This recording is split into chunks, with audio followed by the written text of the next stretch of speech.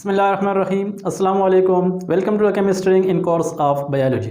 आज जो टॉपिक हम डिस्कस कर रहे हैं वो है ट्यूबरक्लोसिस। ट्यूबरक्लोसिस एक इन्फेक्शियस कंटेजियस डिजीज़ है जो कि एक पर्सन से दूसरे पर्सन को स्प्रेड होता है। ये चिल्ड्रन से लेकर एडल्ट्स तक के लोगों में पाया जाता है, लेकिन इससे ज़्यादा से ज़्यादा जो लोग शिकार हैं वो है एडल्ट्स, क्योंकि ये बेसिकली ये स्टार्ट में जब इंसान का इम्यूनिटी सिस्टम कमज़ोर होता है तो बस ये टाइम देख लेता है, एक अपॉर्चुनिटी देख लेता है और इसके काजल एजेंट इंसान के जिस्म में थ्रू नोज़ दाखिल हो जाते हैं, जिसकी वजह से इंसान के लंग्स के अंदर हार्ट रिजिड ये एक गोला जैसा बन जाता है, एक ट्यूबरकल जैसा बन जाता है, जिसकी वजह से हम कहते हैं कि दिस आर द ट्यूबरक्लोसिस। तो ट्यूबरक्लोसिस को हम कैसे डिफ़ाइन कर ले या इसका काजल एजेंट का अंदाज़ा लगाएं, तो आइए पढ़ लेते हैं इसको सिरे से। द ट्यूबरक्लोसिस, जिसको नामिल हम कहते हैं the TB, it is the formation of tubercle यानी rounded hard structure inside the lungs. It is a highly contagious chronic disease of lungs in which a rounded tubercle is formed. Now, it is caused by a gram-negative bacteria by the name of Mycobacterium tuberculosis. यानी जो Mycobacterium tuberculosis है mostly TB एक airborne disease है। इसके जो bacteria काजल agent है ये mostly हवा में रहते हैं और इसको जब एक इंसान के जिस्म में जब इसके अपॉर्चुनिटी मिले यानी वीक इम्यूनिटी सिस्टम मिले या बहुत कोल्ड एनवायरनमेंट मिले तो फिर इंसान के नोज़ से होते हुए ये सीधा ट्रेकिया और फिर लंग्स तक चलने लगते हैं और आखिरकार ये एल्वियोलाई सैक्स के अंदर अपने जो जो जो पार्ट्स हैं अपने जिस्म के जो स्प्रेडिंग है, जो सेल डिवीजन है, वो वहाँ पर बेहतरीन अंदाज में कर लेते हैं।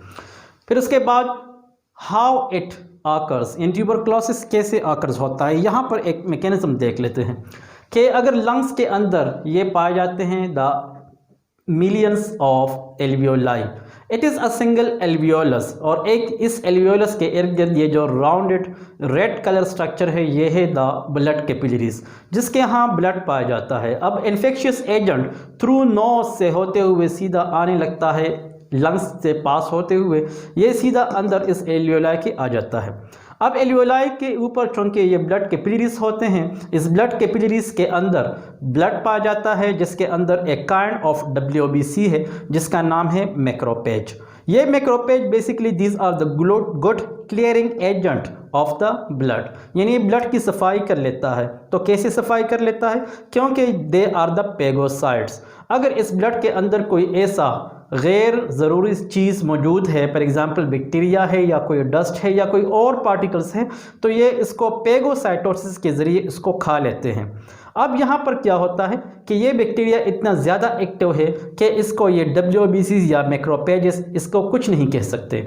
ये जो ही यहाँ पर अंदर दाखिल हो जाता है तो ये सीधा ब्लड का रुख कर लेते हैं।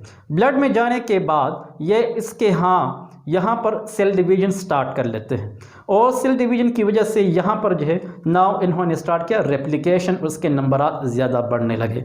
इन्होंने एक पेगोसोम को यानी WBC को इन्होंने डिस्टर्ब कर दिया है। अब यहाँ पर ये स्प्लिट हो जाएगा, इसके स्प्लिटिंग की वजह से यहाँ से जितने भी बैक्टीरिया है वो निकल जाएंगे और एक नए WBCs यानी मैक्रोपेज की तरफ चले जाएंगे। इसी तरह ये एक से लेकर दूसरा, तीसरा, चौथा, हत्ता कि जितने भी यहाँ पर WBCs होंगे उन तमाम को वो स्टेप बाय स्टेप ये इन्फेक्ट करते जाएंगे। ये प्रोसेस चूँकि बहुत स्लोली होता है, इतना जल्दी नहीं होता कि एक दिन में ये तमाम एल्वियोलाई की सैक्स को ये डिस्टर्ब कर ले, बल्कि ये डिपेंड कर लेता है इंसान के इम्यूनिटी सिस्टम पर। इंसान का इम्यूनिटी सिस्टम अगर स्ट्रांग है तो इसके ख़िलाफ़ रेजिस्टेंस कर लेता है। क्योंकि सोचना यह है कि ये बैक्टीरिया आपके नोज़ से कैसे पास हुआ, क्या वहाँ पर एक फ़र्स्ट लाइन डिफेंस जो इम्यूनिटी सिस्टम का फर्स्ट मैकेनिज़्म है क्या वो मौजूद नहीं है? यकीनन होता था, इन्होंने उसके ख़िलाफ़ रेजिस्टेंस कर लिया लेकिन फिर भी ये जिस्म में पास हो गया।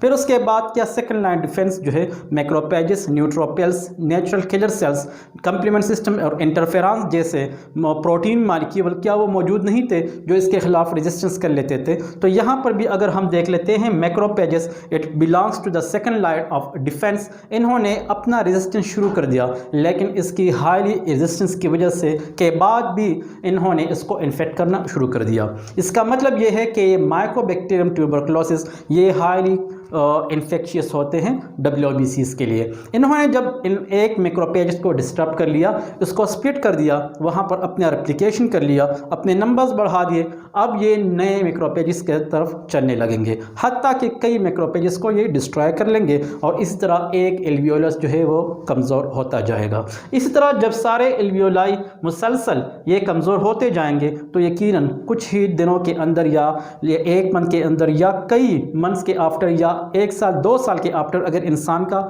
सेहत बहुत स्ट्रांग है तो बहुत ज़्यादा टाइम लगा लेता है, लेकिन अगर इंसान का जिस्म कमज़ोर है तो फिर जल्दी इंसान के लंग्स के अंदर एक राउंडेड शेप बन जाता है, इर्रेगुलर भी हो सकता है, उसको ट्यूबरकल कहा जाता है और फिर उसकी वजह से इंसान के जिस्म के अंदर कई सिम्टम्स आना शुरू हो जाते हैं। तो सिम्टम्स क्या है, आइए उसको डिस्कस कर लेते हैं। सिम्टम्स में से फर्स्ट हम ये है कि इंसान को कफिंग यकीनन शुरू हो जाएगी, ये कफिंग ड्राई कफ हो सकती है और उसके अंदर जो है इंसान में जो स्पूटम है, जो बलगमी अजसाम है, ये ज़्यादा से ज़्यादा इंसान में शुरू हो जाते हैं और जो बलगम इंसान का निकलता है, कफ्स इतने स्ट्रांग नहीं होते, इतने तेज़ नहीं होते कि इंसान के सीनों को जिस तरह की वो चीर लेते हैं, लेकिन तकरीबन ये बहुत धीमी अंदाज में ये कफिंग होती है। इसी तरह नाइट टाइम में इंसान को बहुत ज़्यादा स्वेटिंग आ जाता है, फीवर इंसान को काज हो जाता है, इंसान के जिस्म में लिथर्जी काज होती है, लिथर्जी कहते हैं सुस्ती और काहिली को। इस तरह इंसान का सारा जिस्म जो है वो वीक की तरफ वीकनेस का शिकार हो जाता है। इंसान के जिस्म के अंदर जो बोन्स हैं वो कमज़ोर होने लगते हैं, जिसकी वजह से इंसान जो है वो उसकी ऑस्टियोपोरोसिस ए लिटिल बिट ये भी मुमकिन है और इसी तरह इंसान का जिस्म यानी वेट लॉस कर लेता है, जिसकी वजह से इंसान के जिस्म के अंदर जो जितने भी सिस्टम है वो कमज़ोर होना शुरू कर लेते हैं। तो हम कहते हैं कि इंसान के जिस्म में इम्यूनिटी सिस्टम की कमज़ोरी भी एक फेल है जो वो हो जाती है।